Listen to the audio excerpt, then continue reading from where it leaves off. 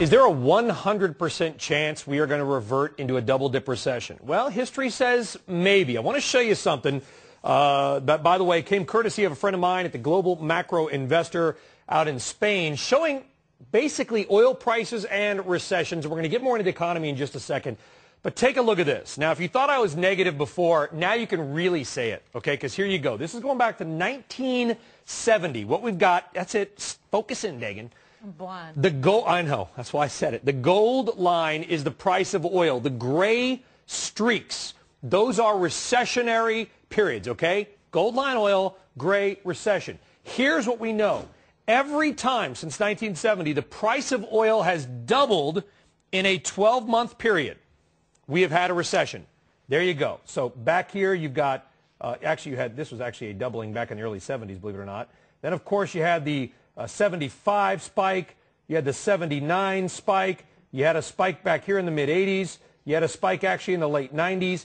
And every time we've had a doubling of oil in a year period, a 12-month calendar period, we have had a recession. Now, I know we're just coming off a low price, but the price of oil, $32 a barrel back in December of 2008. We are right under 80 now. In other words, if we get to December and the price of oil is not below 64 and change, that would be a doubling. And history says we have a 100% chance of recession.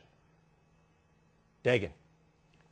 But oil's up in part because the dollar's weak this year. Does that help offset the impact on the economy of higher oil prices? I don't think anybody in America cares about why price of oil is higher. I think that if you've got to fill up your gas tank and it's now back to $3.50 in places like California, it's the economic hit to oil. It's how vital oil. Now, history could be wrong, and we've got a very smart person on set to talk to us more about this. Lindsey Piegza of FTN Financial Capital Markets, who didn't even know that I was going to break out that graphic.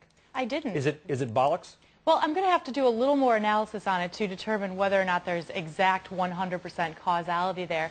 But what we are seeing, to Dagan's point, is that there is a big concern about the viability of the dollar. We're seeing the government run up deficits, and we're seeing the value of the dollar continue to deteriorate. Now, couple that with the idea that oil is priced, obviously, in terms of dollars, and overseas governments, in an attempt to hedge against dollar assets, are stockpiling commodities. So you're having this surge of supply. We don't care why it's up. If you put the chart back up, you're actually seeing that in several cases we saw quite a significant rise, but not necessarily to that 100% line. So you see back in the early 80s. Let me highlight that. Hold on. You're seeing we're hitting right near that double level. No, move over one more where there's not a recession. Here? There you go. So again, there are cases where oil prices will double, and we're not going to necessarily fall back into negative territory, but it will certainly put pressure on the recovery. Now, that's been the argument all along, whether or not this is going to be a V-shaped recovery or simply an L-shaped or a U-shaped or an R-shaped recovery. And are American businesses and even consumers maybe a little bit better equipped to handle a move back up in oil, which we've seen this year, because of the spike that we had last year? So you see the $140+ a barrel and gas prices north of $4. So maybe people didn't change their behavior back to the old ways of free spending use and freewheeling use of fuel. That's a good point, too. We also see a shift in the trend of the consumer overall. We see cutbacks being made in nearly all areas of the economy. And so you're right, there is an additional cushion that we could face.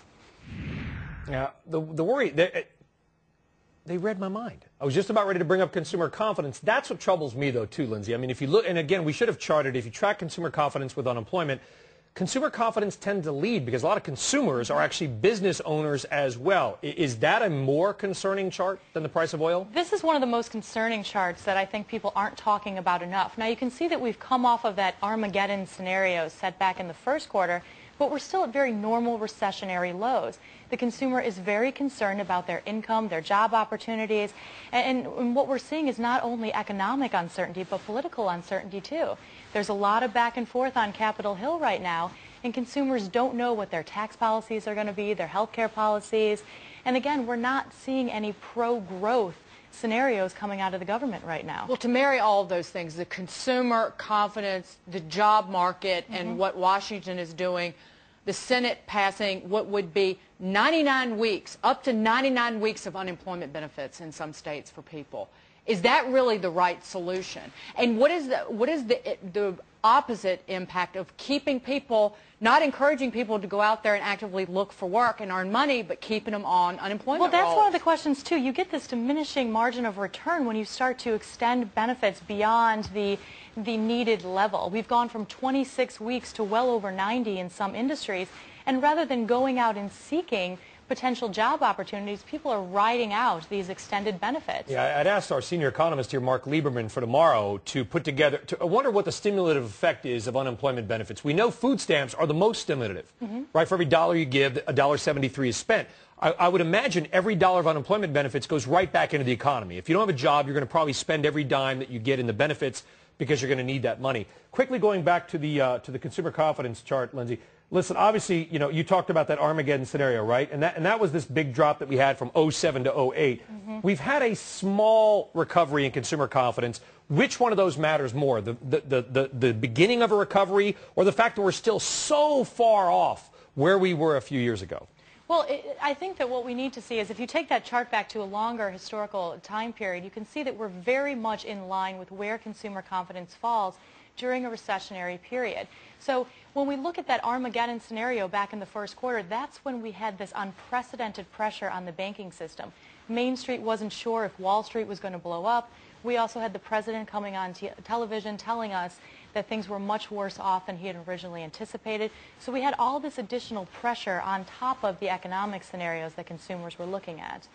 But we are expecting to see a much better jobs picture on Friday. We're continuing to see the decline move away into positive territory. Now, we're still a ways away from positive job creation, but we're losing jobs at a much slower pace on a monthly basis. I'm going to put that chart up on my blog, by the way, so everybody out there can see it. I'm not saying we have a 100% chance of recession. I'm saying that history has said, going back to 1970, that there will be a 100% chance of recession. But There's history doesn't always have to be right. included in that Fair enough. analysis. Fair enough. But Thank you, Lindsey. Thank you very much. Piegza of